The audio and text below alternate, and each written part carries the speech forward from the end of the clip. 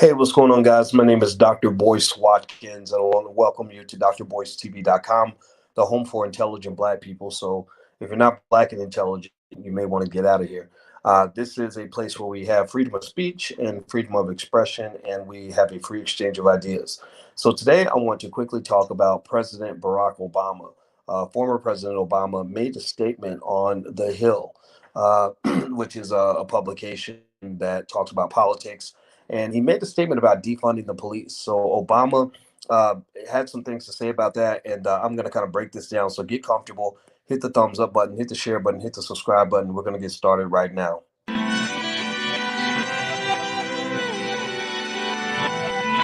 Here we are, clan the isms, cataclysm, great. Our people out here struggling, trying to make it in this state. Everybody out here doing it, but we the ones who late. Now family, we the ones who gotta delegate. Get that money in the power, never be fake. Stick to co-sign for 3. What did he say? Create jobs, support our own. Educate the same and buy back your home. Got 3 degrees, triple 10. 3 PhDs, now we on the CNN. DBTV, let's talk about negligence. Ignorance is bliss, but we can turn it to intelligence. Believe none of what you hear, half of what you see. Let's break it down here on Dr. Boyce TV. Here we are. Hey, what's going on, guys? My name is Dr. Boyce Watkins, and welcome to drboycetv.com, the home for intelligent Black people. On this platform, we believe that Black people matter. Black people come first. That's why we use the hashtag Be1.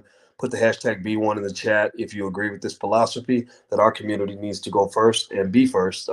In fact, we are bashing our way to economic success. BASH stands for, I want you to write this down, type the word BASH. We're going to bash down the walls of equality and strength and empowerment by basically doing these things. BASH stands for Buy Black.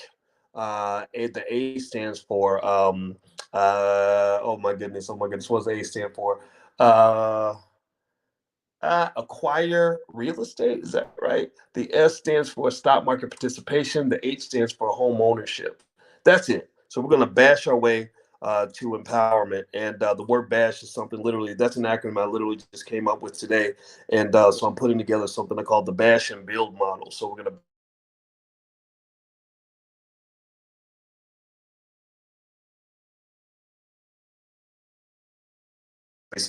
that we can make ourselves strong again, make Black people great the way we're supposed to be.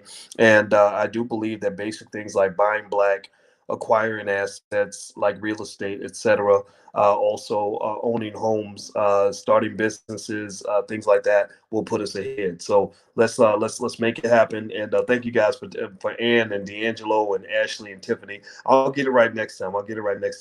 Now let me know if you guys can hear me okay. Give me a yes or no if you can hear me all right. Let's see. Andrew says volume shut off for you, Boyce. I hope that my volume isn't disappearing. Let me know because I'm talking on my phone right now. I'm using this app, and hopefully there won't be an issue. All right. So here's the deal. So let's talk about Barack Obama. Yeah, Wayne says that we have an obsession with Obama. Well, maybe you're obsessed with me, Wayne. So you should probably get out of here. So just go ahead and go away. If you think that I am obsessed and you think that I am over talking the issue, then you probably shouldn't be here. This is not the place for you. You don't have to be here. You know, slavery did end 150 years ago. But here's the issue. So Barack Obama does an interview with The Hill. And in The Hill, he says, and this is an interesting title. The title of the article is that you lose people, this is according to Obama, you lose people with snappy slogans like defund the police. And so the title got my attention. The title pissed a lot of people off. But here's one of the things I kind of want you guys to consider is that, you know, you got to be real careful on the internet because a lot of people like to just read the title and react to the title. I don't think that is good for you. I don't think that's good for the world. And my 2 cents is that rather than just reading the title and reacting to the title, I encourage you to actually read the article. So with Obama, just out of fairness, again, you know, even though I'm not a big fan of the Obama presidency, I thought it was a big ball of nothing for Black people. It was a big ball of symbolism. I think it is out of fairness for him because he's not a stupid man to at least hear what he has to say. So I read this article and I thought it was interesting when he says you lose people with snappy slogans like defund the police. I can get what he's saying, but let me ask you this. Give me a yes or no. I'm gonna name a couple other slogans. Tell me if these sound like snappy slogans to you. Hope and change. Hope and change. What does that mean anyway? Hope and change. Anybody remember that from 2008? I mean, the man became, the first biracial president off that snappy slogan, right? So that snappy slogan, I mean, that got him into the White House. Hope and change. Nobody knew what the hell that meant, but that was nice and snappy, and that's what politicians do. They like those snappy little catchphrases that don't mean much of anything, so they can mean anything that you want the listener to believe that it means. And then 2012. Can anybody tell me what Obama's snappy little slogan was for 2012? Tell me what his snappy slogan was. Can anybody type it in here? Musu, Shasha. Anybody know what Obama's snappy slogan was for 2012? Anybody remember? See if somebody can guess it. By the way, hit the thumbs up button while we wait. Make sure you hit the thumbs up button. Make sure you subscribe.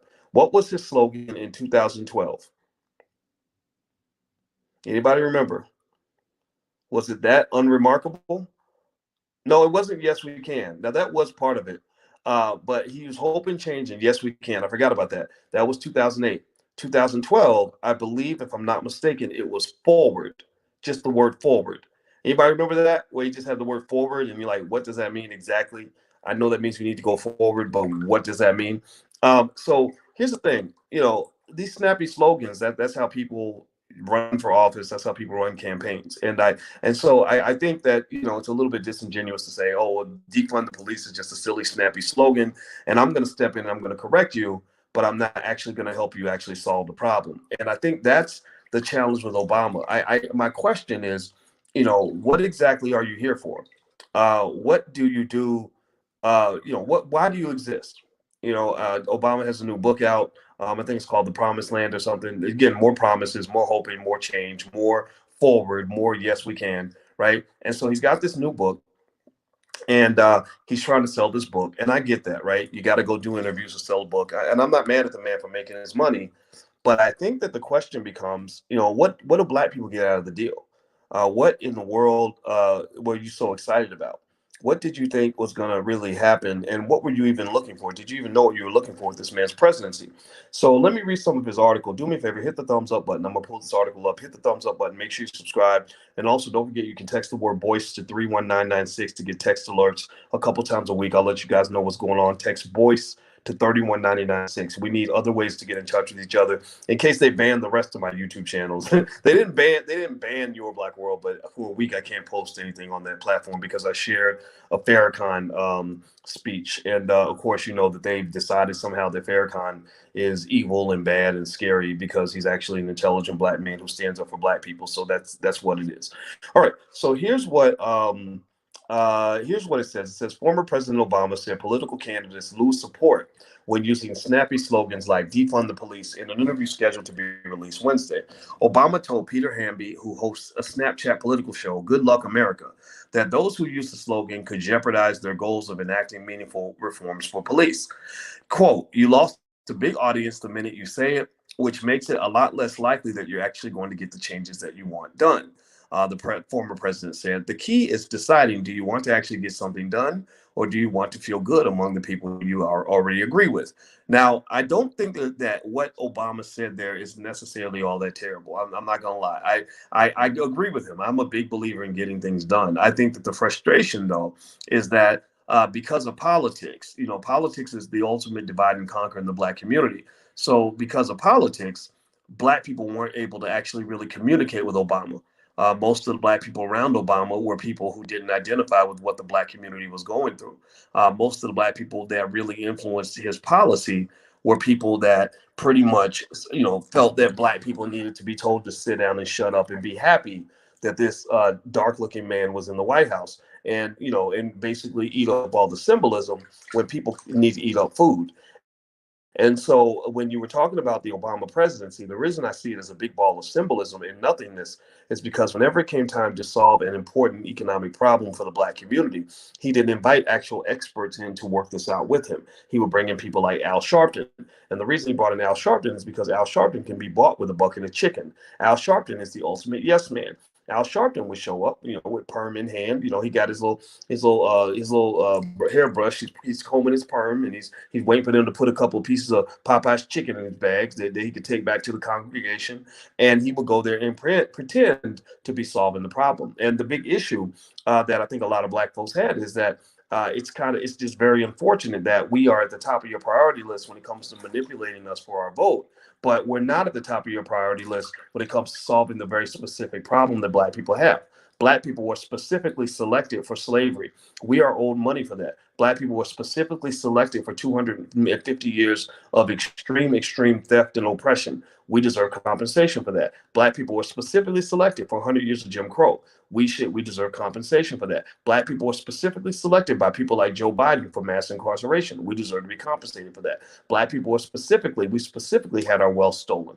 We deserve compensation for that. So what's really interesting is that they can't acknowledge that. I mean, I don't know, tell me yes or no. Have you ever heard Barack Obama say the word reparations in public? Have you ever heard him say the word reparations ever at any point in public? Give me a yes or no if you've ever. I've never heard Obama say the word reparations ever. And I just want you to kind of process this a little bit, that these people who claim to be your friends can't even speak on what is arguably the number one issue in the Black community. Give me a yes or no in the chat if you think Black people deserve reparations. Give me a yes or no if you think Black people deserve reparations for 250 years of slavery, 100 years of Jim Crow, another 50 years of mass incarceration. Give me a yes or no. Because here's the thing.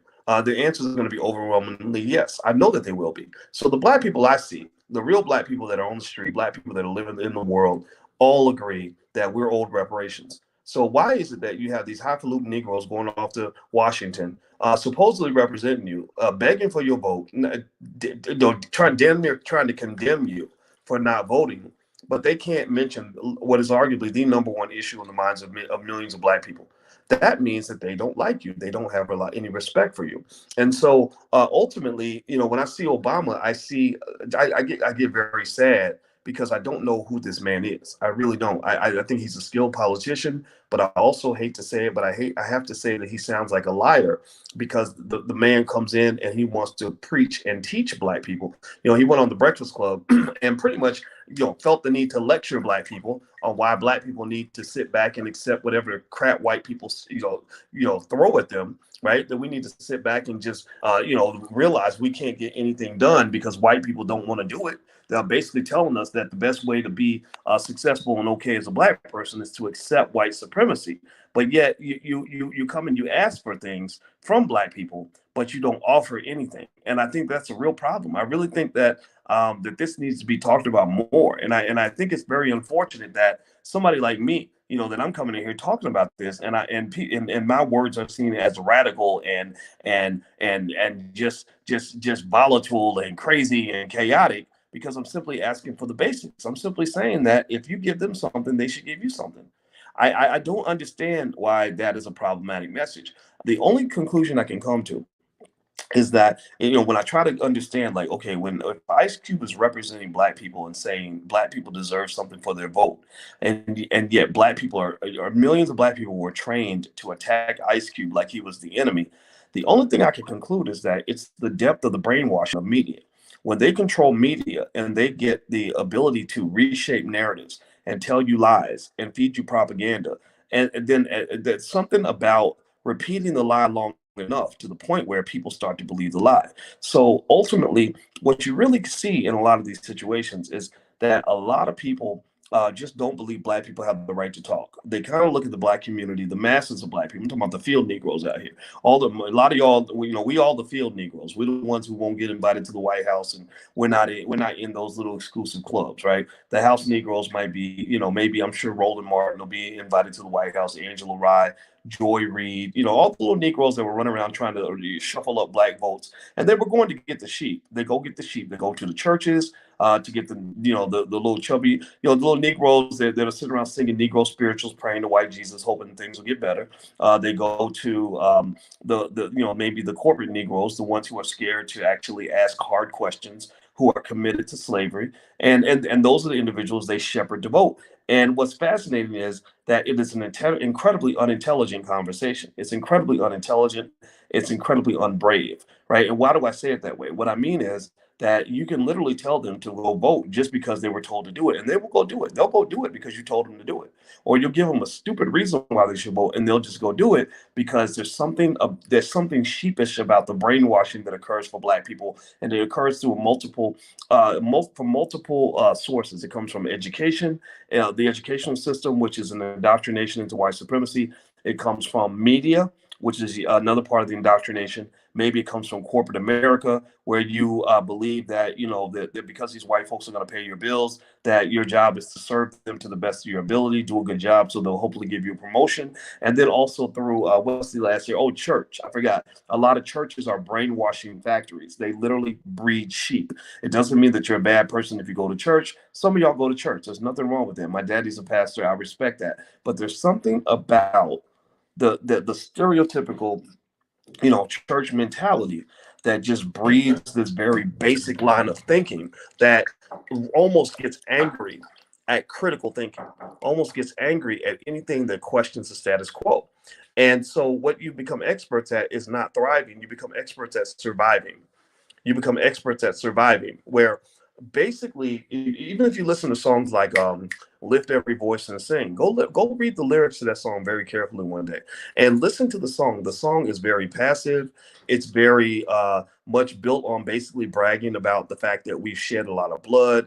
They kicked us in the ass. They keep coming to kill us. We're not going to say who it is because we don't want to piss off white folks. So we're not going to say the white man did this and we're going to get revenge. It says we survived, and we survived because God is going to get us through. That's that Negro by and by mentality that pretty much keeps you exactly where you are. And it also is the reason why they have no respect for you, right? So Obama, that's why, when Obama goes into the church and he sits up front and he sings the Negro spirituals, everybody stands up, they start clapping, they start cheering, because you're talking about a group of people with very low self-esteem who say, my God, Lord Jesus, the famous white man is acknowledging us. Joe Biden is my buddy because Uncle Joe, he actually says our name. He actually comes by our church. He'll eat barbecue chicken with the pastor. He'll hug the babies. He'll kiss the Black women on the forehead, right? He is our hero, right? We love this man, right? That's plantation talk. Like that's what it is. And so if you want to know why, it's going to take some work for things to evolve, is that you really need some self-esteem. That's really what it is. You don't have a lot of self-esteem in your community because basically, and Obama's lecture on the Breakfast Club was indicative of that. It was indicative of saying to the masses of Black people, look, just take what you can get. Look, you need to be happy with what you got. You need to stop trying to, aim for, true equality. You're not equal to the white man. Stop coming in here asking for what you actually deserve, because and I know that all you're going to get is what they decide you're going to get. Right. And that really is that's a kind of a line of demarcation, actually, to some extent, because the institutionalized Negro, that is his world. You are a dog in a cage. That's what you are. You're a dog in a cage. Because you will only go as far. Let me tell you a story. I'll break this down. I don't want to hurt nobody's feelings, so I'm just going to tell you the truth. If you don't get it today, you'll understand in about maybe 10 years or something. I don't know. I was in college, and I remember when I was in college, I didn't like the culture that I saw from the Black people on the college campus. I didn't understand why people would spend more time preparing for a step show than they spend actually preparing for a math test. I didn't understand why I had friends who would put more energy into pledging a fraternity than they spent actually trying to build their future. Now, it's no disrespect to to those who are in Greek letter organizations at all, but I'm saying these are the Negroes I was around. They just didn't have any drive, any initiative. They weren't prepared to fight for anything. They just wanted to kind of go along to get along. They all knew how to sing and dance and maybe play a sport, maybe know how to get together on Friday nights and drink, but they didn't have an action plan. There was no sort of strategic preparation for the future. And that was one thing that made me into a bit of a loner. I was a loner in college. And so the loner, it tends to be the one who observes the environment. So I observed the environment. And I remember saying, I don't want to be a part of this, right? Like I want to be Black, but I need to be Black on some different terms. I want to reach for Black excellence. And I don't want black mediocrity, because black mediocrity is everywhere. That's what you're trained to pursue from the time you're born. I want black excellence. Black excellence to me means, it means one, for example, I never pursued alcohol and drugs because I saw too many black men going down, getting killed, going to prison, getting hooked on dope, becoming terrible fathers, becoming weak ass, broke ass, punk ass men because they couldn't put down a liquor bottle long enough to take care of the damn kids. I saw a lot of black men who weren't getting respected by black women because they didn't know how to fucking make a dollar without getting, without tickling a white man's balls in order to get a job or whatever. I didn't want to do that. I also didn't buy into this idea of intellectual mediocrity. I felt that it was very important to get a good education, to learn as much as I could, take in information and knowledge, so I would be prepared, when they would try to manipulate me or exploit me, right? So I remember I talked to this this lady when I was on campus. She was a young girl. We were both about 19 years old, and I remember that. Because I became known as the student with the good grades, the kid with the good grades, because I had the highest GPA of all the black people on campus. And I remember she said something to me that I'll never forget. She said, "I don't know why you do all that studying, and you only gonna go as far as white people want you to go." And I remember being really offended, like to the point of being pissed off. And I was 19 years old, and I remember thinking, who the fuck are you to decide how far I'm gonna go? What you talking about as far as white people want me to go? What kind of defeatist nonsense is that? That's insane to me. And years later, that's where she went. She went as far as white people wanted her to go. And I thought about that statement. Literally, I've thought about that for like 25 or 30 years. I've literally thought about what she said since she said it. And what I realized is that is the training of the institutionalized Negro. The institutionalized Negro does not know how to survive outside the bubble of white supremacy. The institutionalized Negro is the one who feels that you must be educated by white people to be properly educated. The institutionalized Negro feels that only white media matters. White media will always matter more than black media. They're not going to listen to Vicky Dillard. They're going to go to MSNBC and listen to Joy Reid, and they're going to feel like Joy Reid is successful because white people gave her a job. The institutionalized Negro is never going to get this whole like stuff we're talking about, starting your own business and building wealth and family empires and all. They're not going to understand that because their elevator does not go up as high as yours. They're not able to even fathom a world where black people are in control, because they can only understand a world where white people are in control. Now, why do I bring up the mind of the institutionalized Negro when I talk about Obama's lecture on the Breakfast Club, when he was lecturing black people about being patient and understanding that the president can't do very much, and things like that? It's because now I really understand who he was talking to, and the demographic of individuals where that works. That logic works for anybody who gets it. They kind of accept it. And this is the danger of integration. This is what integration did to you. This is why you got to love people like Dr. Claude Anderson, because he tells you about what life was like when there were no ceilings. He tells you about what black people were like when we actually owned the entire sports league, not when we were Negroes trying to get a job on the team or trying to get partial ownership in somebody's organization. He talks about days where black people actually owned the whole damn league and had the best athletes in the world.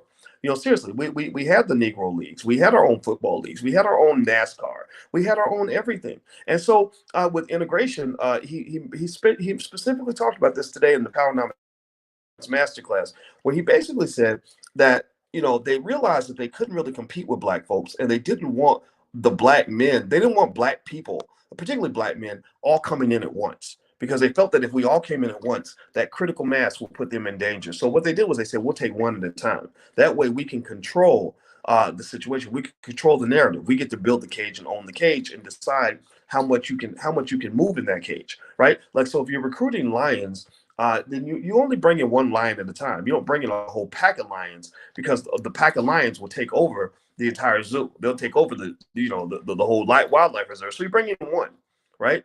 And basically, what they did was, when they were bringing those one or two black people into their sports leagues, it would slowly, he said, it slowly dismantled all the institutions black people had. Or when you bring in the one or two children into the integrated school, then they start making the assumption that black children can only learn if they're sitting next to a white kid. Like, they made that assumption, and he actually explained, Dr. Claude Anderson, just how dangerous that ideology was. That a black child can only learn, process this for a minute now, that a black child can only learn if he's sitting next to a white child. Now, have you ever heard, give me a yes or no, have you ever heard them tell white kids that the only way you can learn is if you're sitting next to a black person? Have they ever told you that the only way you can get ahead is if a black person gives you a job? Like seriously, I mean, how many of you think about how many black people believe the only we cannot get ahead without permission from white people. We cannot feed ourselves unless a white person gives us a job. How often do they say that about you? How often do white people say, "Well, gosh, I'd like to feed my children, but I can't because black people won't hire me." Does that happen? No, it doesn't. And it led to just a long conversation about a lot of things, why why black college graduates are broke. They graduate with these degrees from these white institutions and they have no businesses in their community, so the only thing they can do is go to white businesses and beg for a job.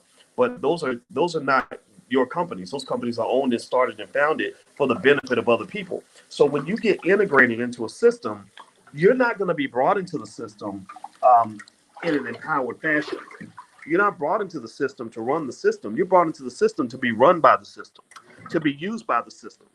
When they brought in black athletes into the major leagues, they weren't bringing black athletes in to become team owners. They brought black athletes in to add value to the team by being great athletes. When they integrate you into their corporations, they're not bringing you in to be the CEO. They're bringing you in so you could be the worker and make them wealthier. You see, they save the big piece of chicken for themselves, which makes perfect sense. It makes perfect sense. I'm not even mad about it. When you understand it and you understand how logical it is, you realize that you shouldn't be mad about it. You just got to understand it so you know how you're being played like a sucker. They want integration because they need integration.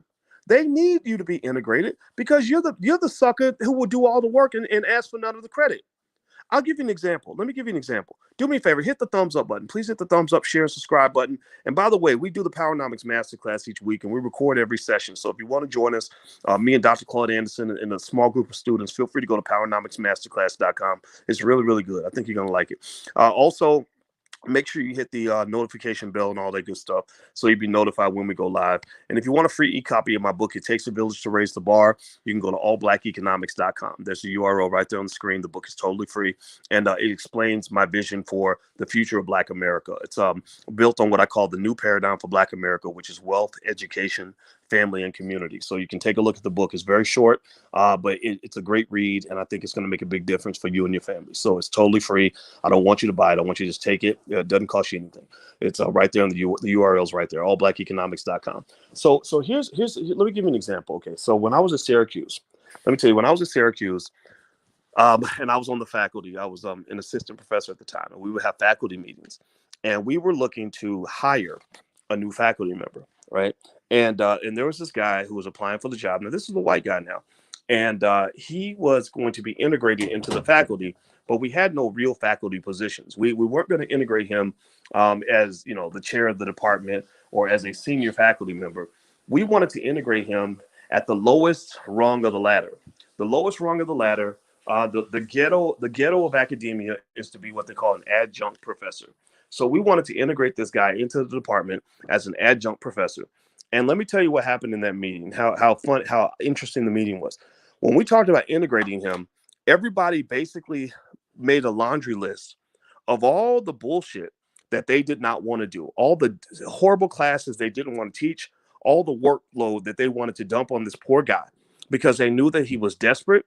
They knew that he wasn't as qualified as the rest of us, and they knew that he would do anything to keep that job. So we were going to bring this guy in. I swear to God, this is a true story. He was going to make half of what we made and teach twice as many classes. And he was going to teach the worst classes that nobody else wanted. And we even made jokes. I remember somebody made a joke saying something like, yeah, maybe he can sweep the floor too. Maybe he can clean our offices and dust off our desk while he's at it. Like, it was kind of like a joke. And I remember, and I laughed along. I'm not kidding. I laughed along too. Because I was like, oh, this is funny. Right now, of course, it was kind of insensitive. I ain't going to lie. But I'm just telling you, that's what happens when you get integrated into a system and don't understand why they want you there in the first place. Like if you have a bunch of dudes that are having a party and a pretty girl says, I want to come to your party too. Well, she's got to, and they say, yeah, girl, come on, we want you at the party. Well, she needs to start asking questions and say, like, okay, what does this entail exactly? Like, why am I being integrated into your party? What exactly are your plans for me? So what I'm saying is that for Black people, you got integrated into the party, but they wanted to integrate you at the lowest rung of the ladder. And basically, what they also wanted you to do was get rid of anything that you had in your community that actually gave you real hope or real power or real self-determination. So that means that if we integrate you into our schools, we don't need Black schools anymore. That means we're going to fire all the Black teachers, get rid of all the Black principals, superintendents, everything else. Because why would you need Black principals and teachers and superintendents when you have white principals, teachers, and superintendents? If you want to integrate into jobs, sure, we'll bring you into our colleges. That means we're going to get rid of any colleges that are actually owned and run by Black people. But we do have these Black colleges that are started by white people, designed to train Black people to go work for other white people. Those are called HBCUs. But so you can go to one of those if you want. But for the most part, we don't need any real Black universities that are actually run by Black people, teaching Black people things that Black people actually need to know. That's why most HBCU graduates never learn powernomics the entire time they're there. They pretty much learn how to go work for white people. And go, you don't believe me? Go check out check out a lot of HBCUs and look at what they brag about. When they brag about their job placements, they will usually brag and say, so and so got a job at Merrill Lynch. So and so got a job at at some Jewish firm on Wall Street. Right, that's what they brag of. Somebody so and so got a job at such and such a corporation, but there's no conversation about ownership of anything that I see on a regular basis. So I will just say that integration was a failed strategy. Integration, and Obama is kind of a reflection of that. He even actually alluded to that when he actually gave the interview on the Breakfast Club. He actually compared himself to Jackie Robinson, and he said that when Jackie Robinson integrated into the Major League Baseball, he said that Jackie had to take some punches, take some maybe cleats to the leg or whatever, and he couldn't fight back. So what he's basically saying is this: he's saying, I am Jackie Robinson, and because I'm Jackie Robinson, and because I'm integrating, I can't fight back because the battle is it's a losing battle. I'm not equal to the white man. I'm integrating into inequality. So the question becomes also, when you're talking about equality, how can you ever truly have equality when you integrate it on the foundation of inequality? They didn't integrate you in as equals. They integrated you as subordinates. You didn't get invited. You don't get invited to these companies to become the CEO. You don't get invited. These athletes in the NFL, they're not invited in to become team owners. When college athletes go play for the NCAA, they're not being brought in as financial partners with the NCAA. The NCAA says, no, we'll keep the money. You get the prestige of knowing that we've acknowledged your petty Black ass because you ain't got shit to do anyway. You ain't worth nothing because you have no institutions in your community. You have nowhere else to play football. You have nowhere else to play basketball. So you can play basketball for us. And if you don't play with us, then you have nowhere to go because your community has no institutions. So if you want to know what Black people need, right? We don't need another Barack Obama. We don't. Barack Obama. I don't even care enough to really dislike the guy. I don't want to be too hard on the poor guy. He is what he is. He does what he does. I don't care. He's on Martha's Vineyard making his money. I don't give a shit about that. Barack Obama has proven something that's very important for you to understand. He's proven to you that he's not the solution, right? He's proven to you that Negroes with high-paying jobs are not the ones who are going to actually liberate the community. He's proven that, right? You had a Black president. Nothing happened. Everything's the same, right? He's proven to you that figureheads, Black politicians, are not going to be the answer. So the question then becomes, you might say, okay, boys, ask me in the chat. Everybody type in the chat. So, boys, what's the answer? So what's the answer, boys? Or answer. Type the word answer. Just type that in the chat, and I will give you the answer. All right, so here's the answer. The answer is that you must understand what power looks like and where power comes from. I had a conversation with my beloved Alicia today. We were out jogging, and I love this Black woman with all my heart. And we talk, and when we go running, that's our time to talk things through. I give her my undivided attention. We argue sometimes. We laugh. We tell each other. We share secrets. We do all kinds of stuff during our runs, and it also keeps me from being fat. I'm not a real runner, but I run so I don't get fat. And what we were talking about today was we were talking about power. We started talking about Dave Chappelle. And we talked about when Dave Chappelle basically went to Netflix and told Netflix that you're running the Chappelle Show on Netflix, and it bothers me because Comedy Central did not pay me for those reruns, right? It made me feel bad. And because he told them to take it down, they took it down, right? Now, I said it's fascinating to me. If you pay attention, that was a power move on the part of Dave Chappelle. Why do I say that? Well, because I'm sure that there's some paperwork somewhere, there's some contract somewhere that Dave probably signed that says that Comedy Central and Netflix had every right to do whatever the hell they wanted. I'm sure, corporate reviewed the legal to make sure that they had the legal right to run Comedy Central reruns on Netflix if they wanted to, and that they own that content. But for some reason, when Dave Chappelle goes in there with his black ass and says, I don't like this, y'all need to take it down, they took it down. Well, why did that happen? I said to Alicia, I said, because that was a power move. I said, Dave Chappelle exercised his power. And power is interesting. And I'm explaining to you why Black people don't understand power, because we don't really have a lot of it. So we don't know what power looks like. We really don't. We hear terms like empowerment. We hear terms like equality. People who talk like that don't really understand power. Power doesn't give a shit about your rules. Power has one rule. The rule of power is because I fucking said so. Because I fucking said so. That's what power is.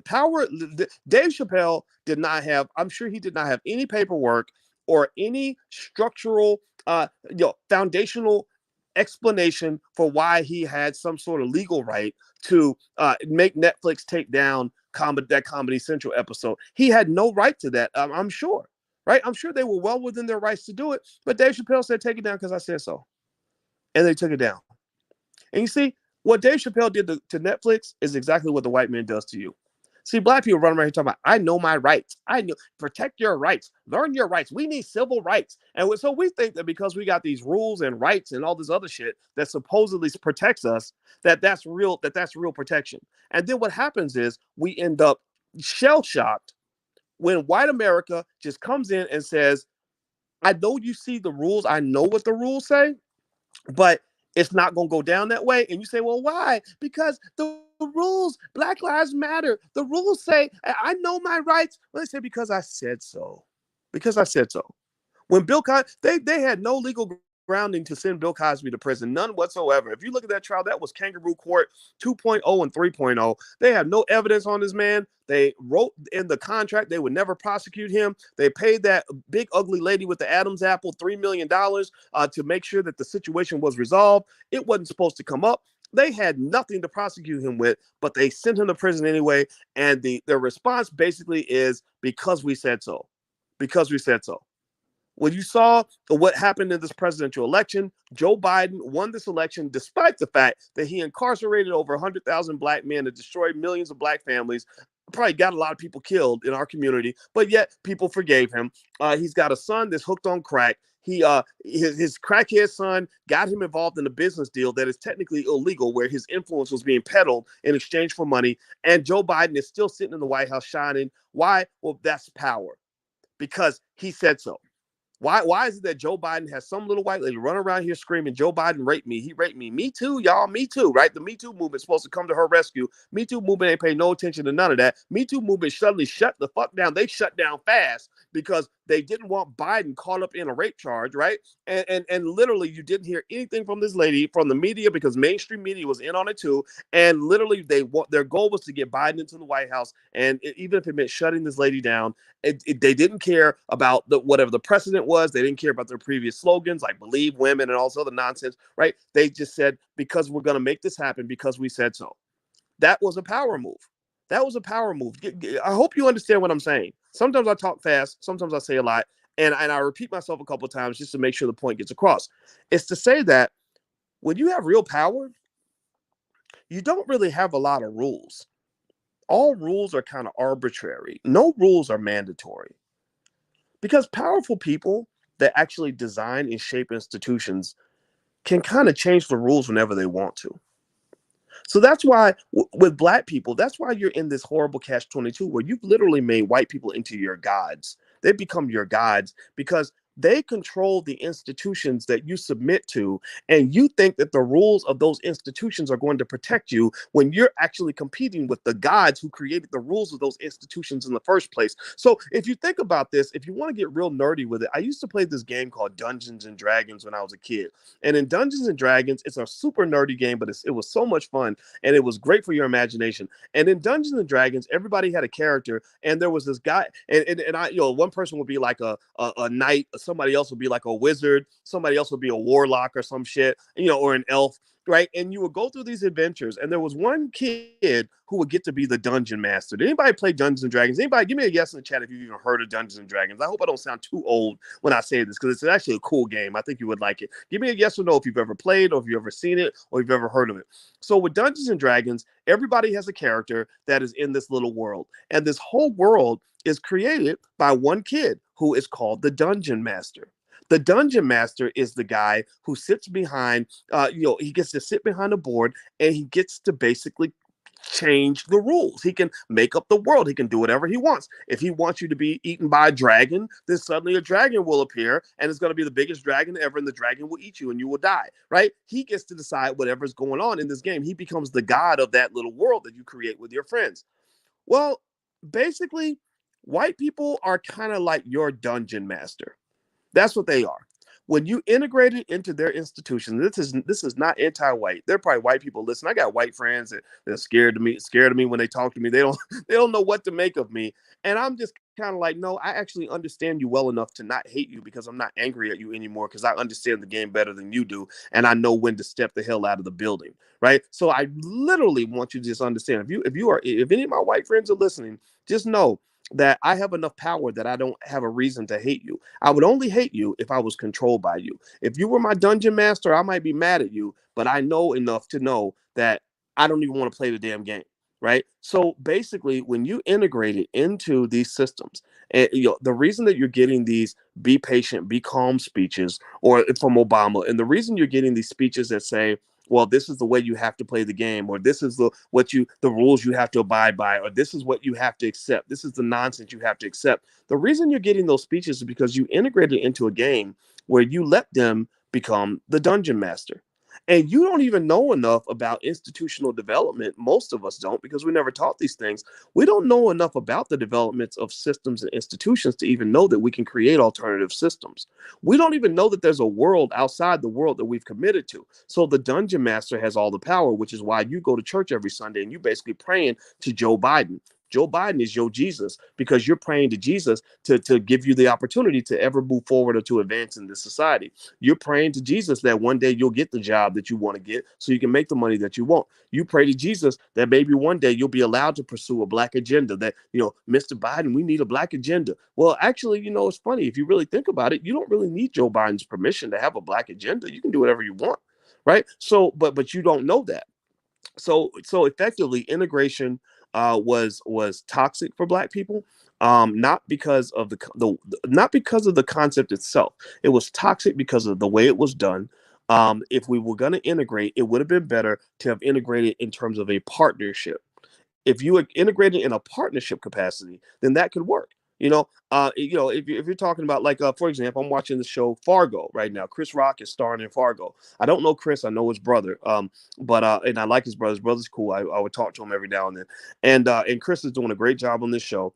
And basically, they had the different gangs. They had the Jewish gang, then they had the Italian gang, and then they had the black gang.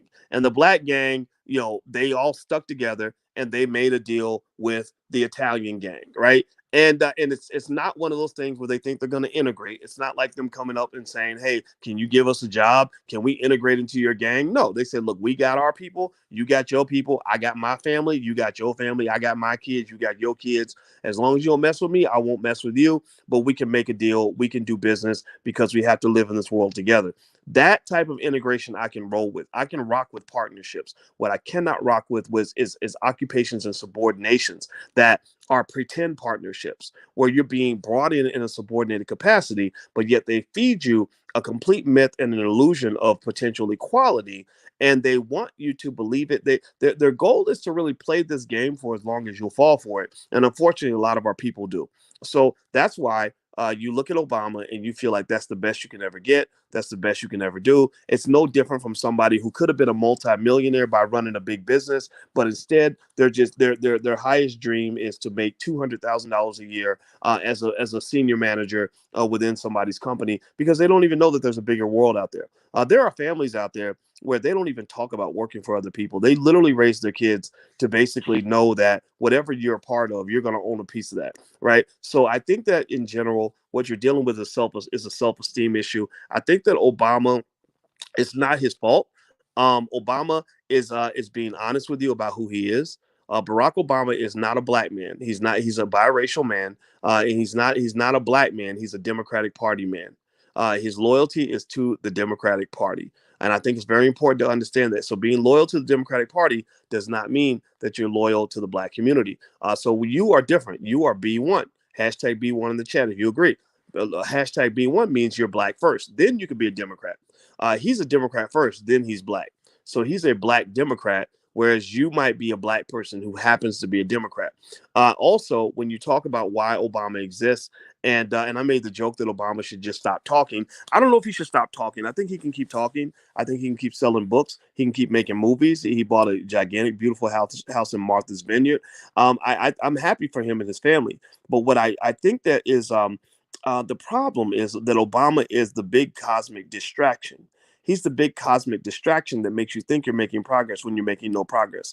You've become accustomed to running backward and thinking that you're running forward. And some Negroes just run in circles. And so ultimately, the question becomes, in 30 years, are we going to be having the same problems in 30 years that we're having right now? Well, that's very possible, because Malcolm X gave speeches in the 1960s about Negroes who run backward and think they're going forward. And literally, we do the exact same thing 60 years later. So I would imagine that if Malcolm X were alive today, or wherever he is, maybe they have a heaven for strong black people.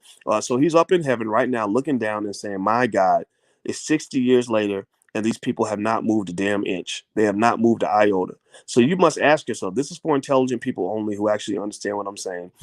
You've got to say to yourself, what are we doing wrong? Where are we going wrong?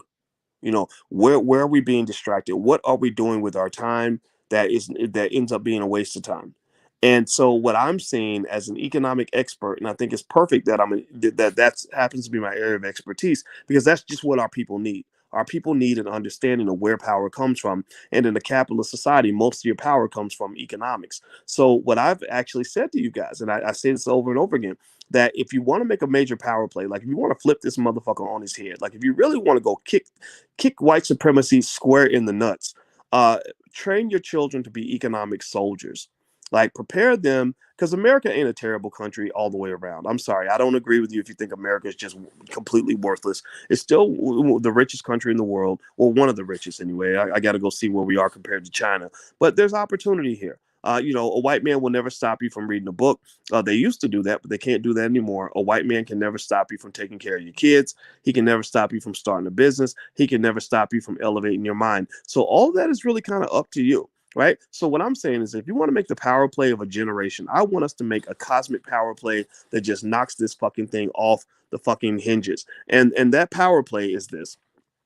Train our children to be experts in 3 key areas. 1, stock market ownership and acquisition, the acquisition of assets. So that means they're buying stock as much as they're buying sneakers, fast food, or Beyonce tickets. Right. Number 2, get them committed to the idea of owning real estate. They should be hungry for real estate. They should be fiending for real estate the same way we fiend for Def Comedy Jam, or whatever it is that we like. I know people don't watch Def Comedy Jam anymore, but all the stuff we fiend for online that's stupid, we should also fiend for things that are relevant and meaningful. So we should be having our children fiending for the acquisition of assets as a part of our culture, right? Like, okay, I'm renting this apartment now, but I'm not trying to buy no houses for my landlord. My number one goal is to own property as soon as I can. I won't be a man until I own property. Like, that's real. Like, that to me is power, is passion. That puts you in a position where you are in the driver's seat. Number 3, we should be the best, most consistent entrepreneurs on the planet.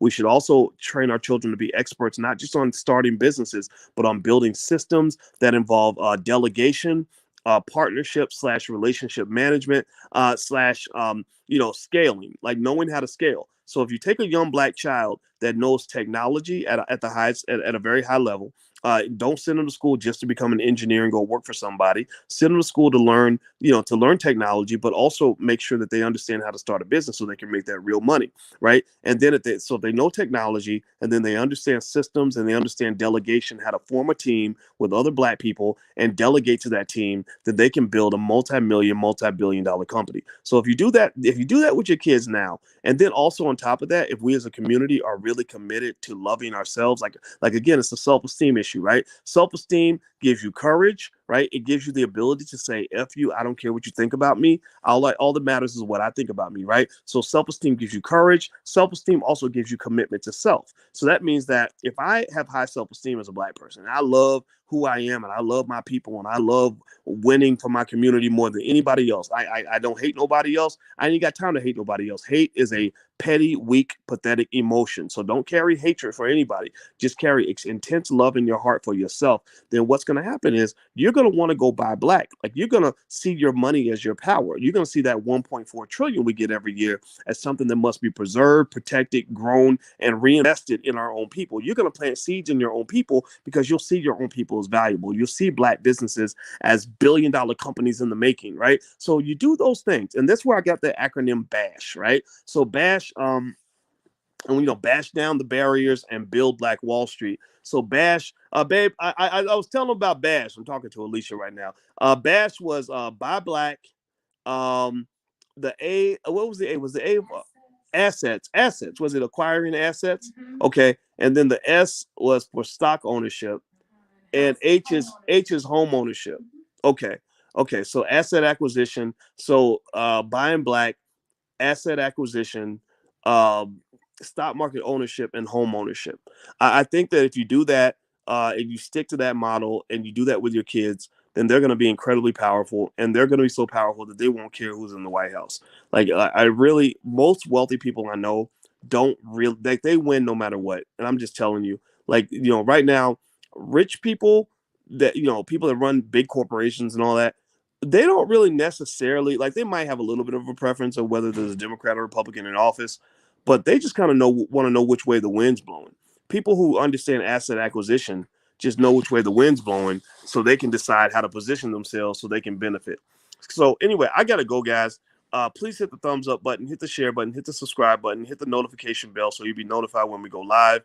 And thank you for listening to me. I know sometimes I get started, I get pumped up, and I start rambling, but this is the type of stuff that goes on through my head. Every day I think about winning. Every day I think about fighting. Every day I think about how can I be a better Black man? How can we be a better Black community? How can we accomplish more? How can we get more done? Because time is short. This is our moment. We are making Black history. So let's get it. Let's get it in. Let's make it happen. So by the way, my Instagram right there is The Real Boyce Watkins. Feel free to follow me on the gram. Text the word Boyce to 31996 if you'd like to get text notifications a couple of times a week. And also, we do have a wealth build, a Black business school for children at blackmillionairesfortomorrow.com. So feel free to go take a look at that. We cover real estate and entrepreneurship and everything else. So if you want to get your kids involved in the Black business school, send them to blackmillionairesfortomorrow.com. All right, guys, I'm out of here. Have a good night. And it's great talking to you. I love you guys. Peace.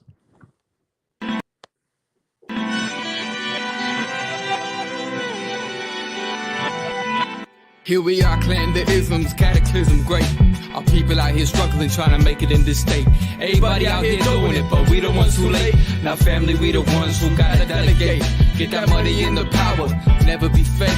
Stick to cosign for 3. What did he say? Create jobs, support our own. Educate the same and buy back your home. Got 3 degrees, triple 10. 3 PhDs, now we on the CNN. DBTV, let's talk about negligence. Ignorance is bliss, but we can turn it to intelligence. Believe none of what you hear, half of what you see. Let's break it down here on Dr. Boyce TV. Here we are.